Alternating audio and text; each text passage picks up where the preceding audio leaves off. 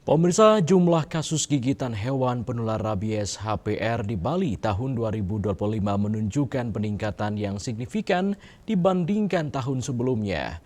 Untuk itu, masyarakat diharapkan meningkatkan kewaspadaan terhadap gigitan HPR dan melakukan SOP tata laksana penanganan rabies jika terkena gigitan.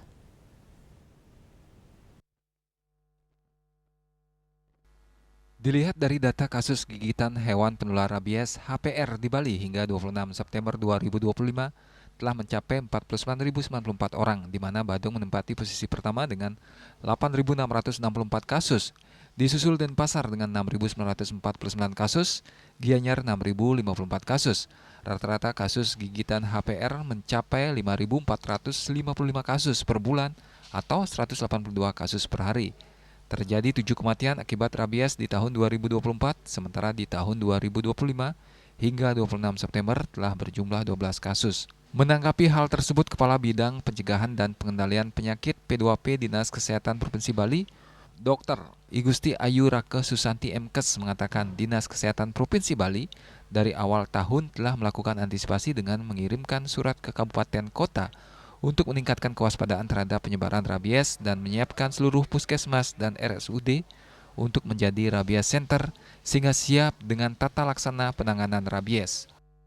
Tentu kita sudah mewaspadai dari awal tahun kita sudah mengirimkan surat ke semua kabupaten kota untuk kewaspadaan rabies dengan menyiapkan seluruh puskesmas untuk menjadi rabies center sehingga mereka siap untuk tata laksana dan pemberian vaksin bila diperlukan. Di samping puskesmas, seluruh puskesmas siap, juga RSUD seluruh kabupaten kota juga disiapkan untuk menjadi rabies center sehingga semua masyarakat bisa ke Vaskes, terutama Vaskes pemerintah, untuk mendapatkan tata laksana dan kemudian tentu bila diperlukan sesuai dengan SOP diberikan vaksin anti rabies ataupun SAR, serum anti rabies.